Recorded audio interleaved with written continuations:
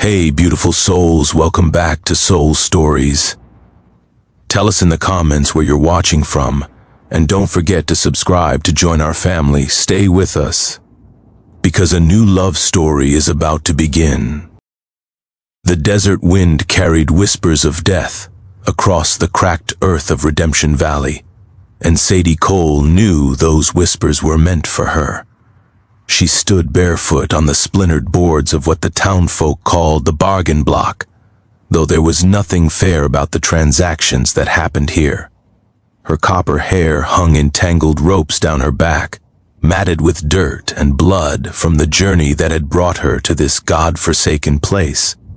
3 weeks ago she had been a school teacher in Missouri, engaged to a banker's son, dreaming of white lace and Sunday dinners. Now she was property. Nothing more than flesh to be weighed and measured and sold to the highest bidder. The man running the auction was named Silas Cutter, and his name suited him well. He had a face like a hatchet and eyes that held no more warmth than a rattlesnake's. He paced before the crowd of men gathered in the afternoon heat, working them into a frenzy with promises of what they could do with the merchandise before them. Sadie tried not to listen. She tried to go somewhere else in her mind, somewhere safe, somewhere the hands of strangers couldn't reach her. But the rope binding her wrists kept pulling her back to reality, chafing against her already raw skin until she could feel warm blood trickling down her palms. There were other women behind her, 5 in total, all captured from the same wagon train that had been heading west through Comanche territory. The outlaws who ambushed them hadn't been Comanche at all. They were white men, ruthless and organized, running a trafficking operation that stretched from the territories all the way to the mining camps in Nevada, where women were scarce and morality was even scarcer. Sadie had watched them kill her fiancé without hesitation. Thomas had tried to fight back, tried to protect her, and they had shot him through the heart as casually as swatting a fly. She still saw his face when she closed her eyes, frozen in that final moment of surprise and pain. The bidding started at $50, and the numbers climbed quickly. Sadie watched the men in the crowd, trying to find something human in their faces, some flicker of conscience that might save her. But all she saw was hunger, greed, and the particular cruelty that flourished in places where law was just a word and justice was whatever a man with a gun decided it was. There were miners with black dust under their fingernails, ranch hands with sun-weathered faces, and businessmen in fine coats who somehow looked more dangerous than all the rest. One man bid $200, another raised to $250. Sadie felt her stomach twist with each number, felt herself being reduced, quantified, turned into nothing more than a transaction. She thought about running, but the guards standing at the edges of the platform had rifles, and the desert stretched in every direction with no shelter for miles.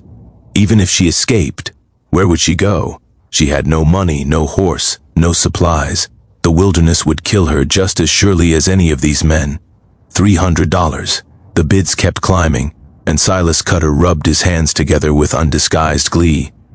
He grabbed Sadie's jaw and forced her face toward the crowd, showing off her features like a horse trader displaying teeth.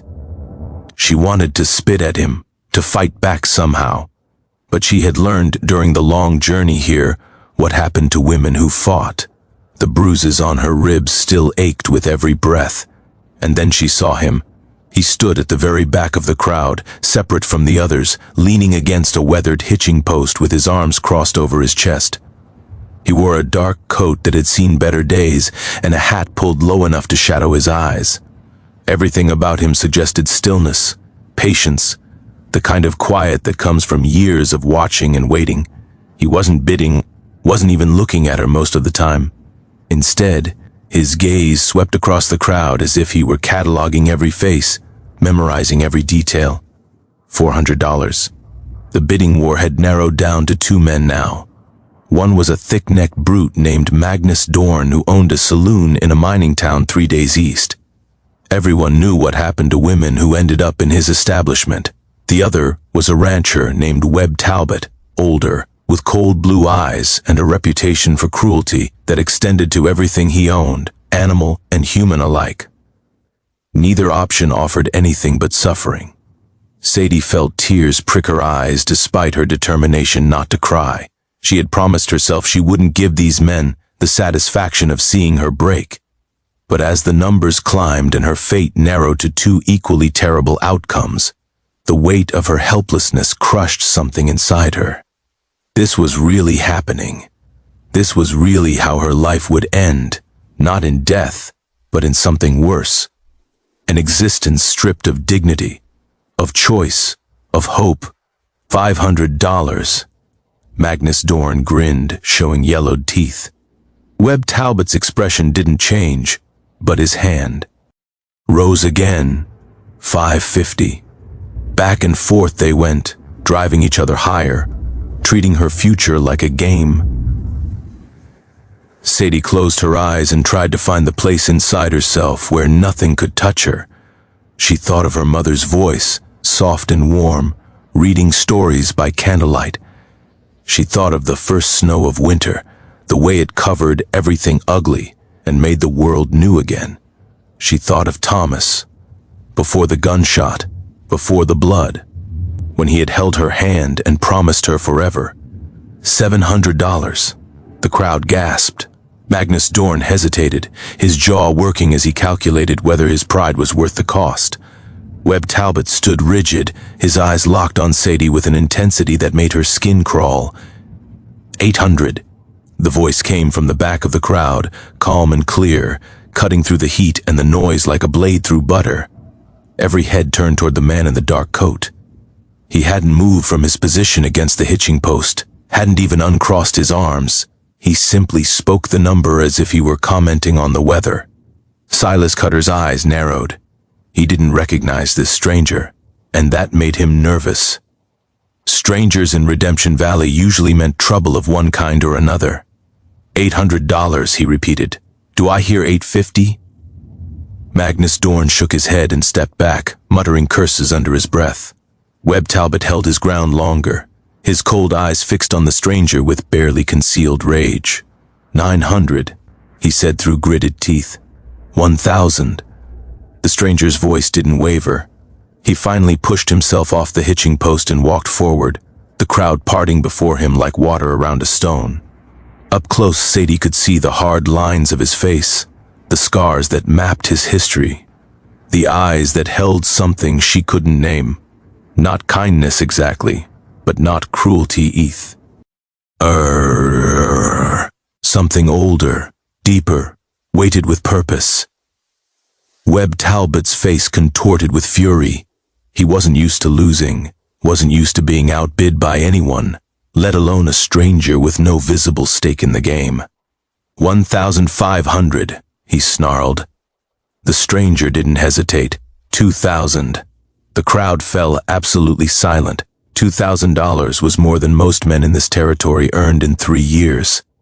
It was an impossible sum, absurd, the kind of money that didn't exist outside of banks and railroad barons. Even Silas Cutter looked stunned, his mouth hanging open as he tried to process what had just happened. Webb Talbot's hand moved toward his gun. Sadie saw it, saw the violence building in his eyes, saw the moment he decided that if he couldn't have her, no one would. But the stranger was faster. His coat swept back and suddenly there was a revolver in his hand, aimed directly at Talbot's chest. "Don't," the stranger said quietly. The word held more menace than a shouted threat.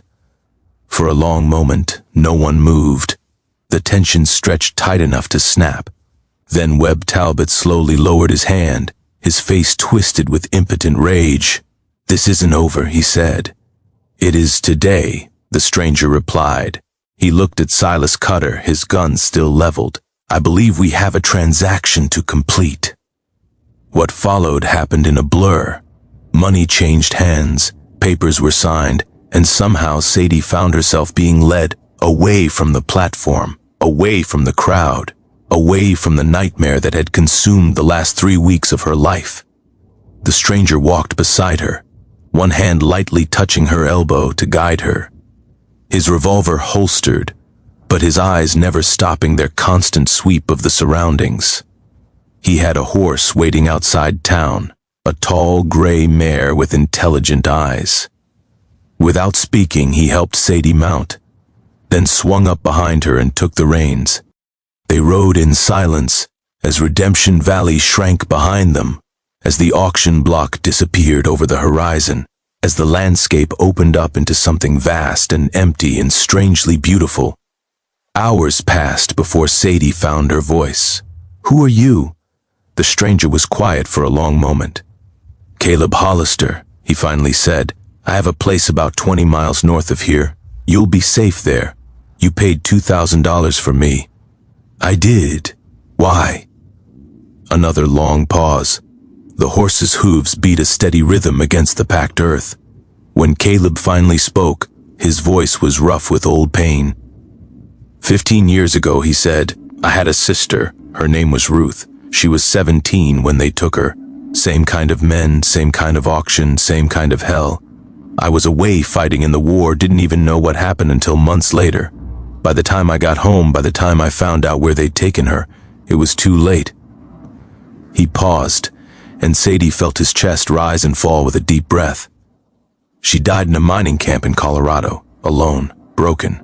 I found her grave marked with a number instead of a name. Sadie didn't know what to say. The words felt like stones in her throat. I couldn't save her, Caleb continued quietly. I was too late, too far away, too wrapped up in someone else's war. But I swore on her grave that I would never let another woman suffer that fate if I had the power to stop it. He guided the horse around a rocky outcrop. I've been doing this for 12 years now, attending auctions, buying women, setting them free. Most of them go east, back to their families if they have any left. Some stay in the territory, start new lives. You spend everything you have, Sadie said slowly, trying to understand. Buying strangers. Not strangers. Caleb's voice hardened. Sisters, daughters, mothers, human beings. The money comes from the men who profit from the trade. I take it back from them. One way or another. Sadie turned slightly, trying to see his face. And the ones you can't buy? His jaw tightened. Those men don't live to sell again. They reached his homestead as the sun was setting, painting the sky in shades of orange and purple that seemed impossible after such an ugly day. The house was small but solid, built from timber and stone, surrounded by a few acres of fenced pasture where horses grazed peacefully. There was a barn, a well, a garden struggling against the dry soil. It looked like exactly what it was, a refuge carved out of the wilderness by someone with patient hands and an unbreakable will. Inside, Caleb showed her to a small room with a bed, a washstand, and a window that looked out over the mountains. There's food in the kitchen, he said. Rest as long as you need. When you're ready, we can talk about where you want to go next. He turned to leave, but Sadie caught his sleeve. Wait, please. She didn't know why she was holding on to him, this stranger who had spent a fortune to save her life. But something in his quiet strength made her feel less alone than she had since the moment the outlaws attacked her wagon. Thank you, she said.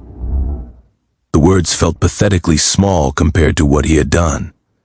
Caleb looked at her for a long moment, and she saw the weariness in his eyes, the weight of all the women he had saved and all the ones he hadn't. You don't owe me anything, he said. You never did. He left her then, closing the door softly behind him. Sadie stood in the small room as the last light faded from the sky, and for the first time in weeks, she allowed herself to feel something other than fear.